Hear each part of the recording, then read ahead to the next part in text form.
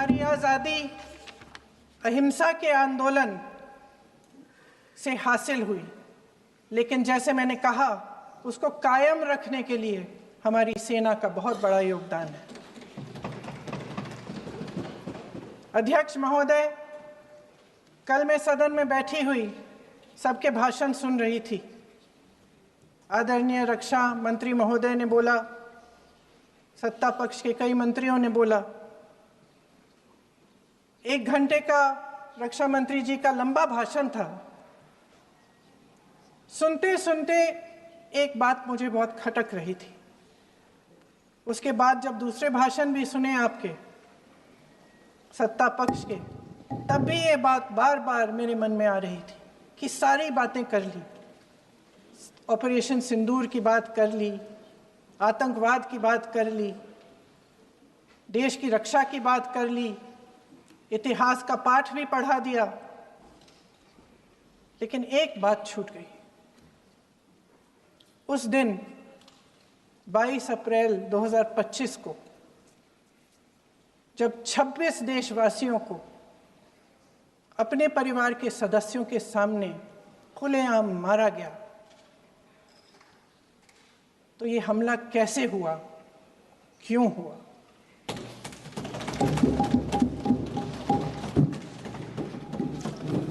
अध्यक्ष महोदय, ये लोग बैसारन वैली में, पहलगाम के पास कश्मीर में क्या कर रहे थे?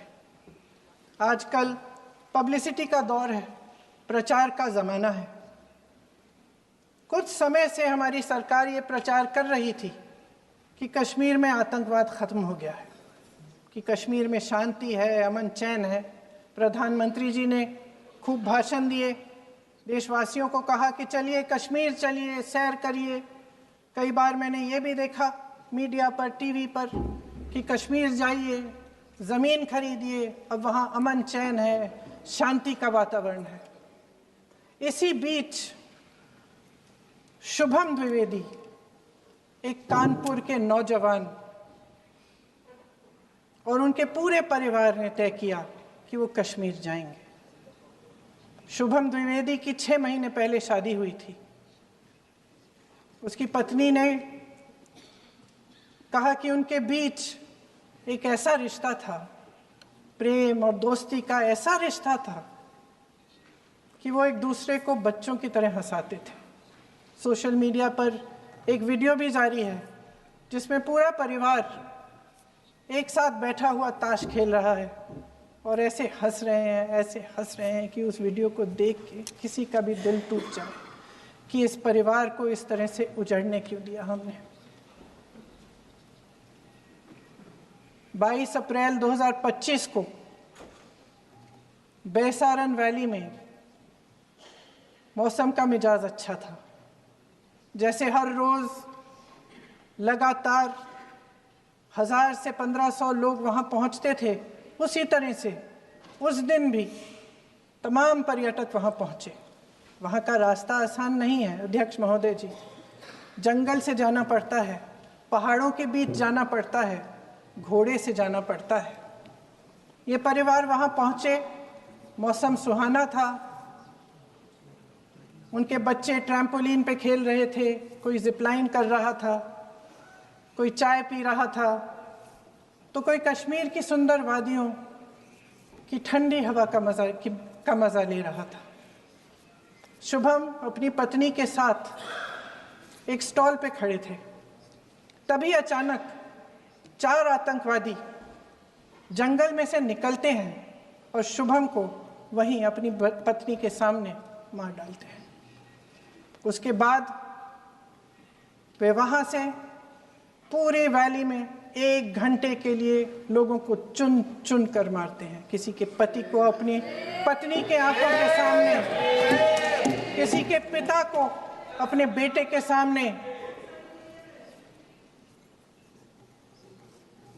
चुन चुन कर 26 लोगों को मार डालते हैं।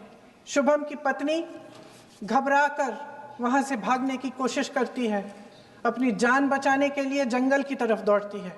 वहाँ पता चलता है कि तमाम लोग जंगल की तरफ दौड़े हैं और अपनी जान बचाने की कोशिश कर रहे हैं। कोई अपने बेटे का हाथ पकड़ के पहाड़ों पर घसीटता हुआ जा रहा है, कोई कश्मीरी घोड़े वालों और गाइडों की मदद लेते हुए चले जा रहा है। कोई रास्ता नहीं है, कोई तरीका नहीं है, लेकिन किसी न किसी तरह से शुभम की पत्नी के शब्दों में किसी ऐसी शक्ति ने हमको बचा कर रखा कि हमें किसी न किसी तरह से हम अकेले नीचे पहुंचे। और मैं उनके लफ्ज पढ़ना चाहती हूं, क्योंकि उन्होंने कहा कि इस पूरे समय जब 1 घंटे के लिए चुन चुन कर भारतीय नागरिकों को मारा जा रहा था, इस पूरे समय उसे एक सुरक्षाकर्मी नहीं दिखा, एक सैनिक नहीं दिखा।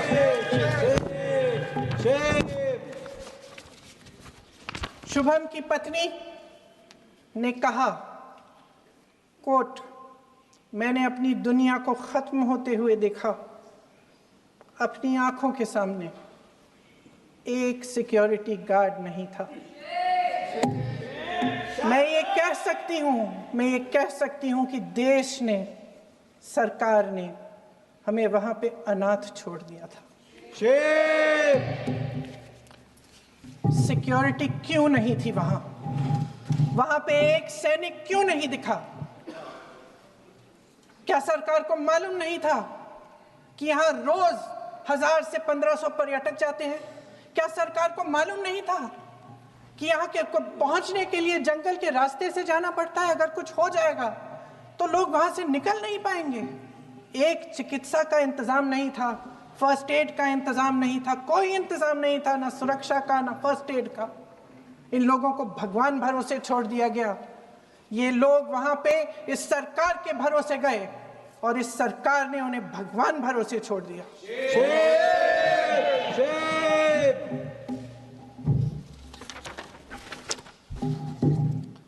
मैं पूछना चाहती हूं, ये किसकी जिम्मेदारी थी? इस देश के नागरिकों की सुरक्षा की जिम्मेदारी किसकी है? क्या इस देश के प्रधानमंत्री की नहीं है? क्या इस देश के गृह मंत्री की नहीं है? क्या इस देश के रक्षा मंत्री की नहीं है? क्या एनएसए की नहीं है? अध्यक्ष महोदय, पहलगाम हमले से सिर्फ 2 हफ्ते पहले हमारे गृह मंत्री महोदय जी कश्मीर गए थे। किस लिए गए थे? जो सुरक्षा की व्यवस्था है इसको देखने के लिए गए थे, इसको रिव्यू करने के लिए गए थे। और उन्होंने वहां कहा कि आतंकवाद पर विजय प्राप्त हुई है। ये 2 हफ्ते पहले है। 3 महीने बाद JNK के गवर्नर साहब एक आम इंटरव्यू में ऐसे ही चलते चलते कह देते हैं कि हाँ, बैसारन वैली में बहुत लापरवाही हुई और इसके लिए मैं जिम्मेदारी लेता हूँ। ऐसे ही चलते चलते, और वो बात होती है, ख़त्म भी वहाँ होती है और वहीं ख़त्म हो जाती है।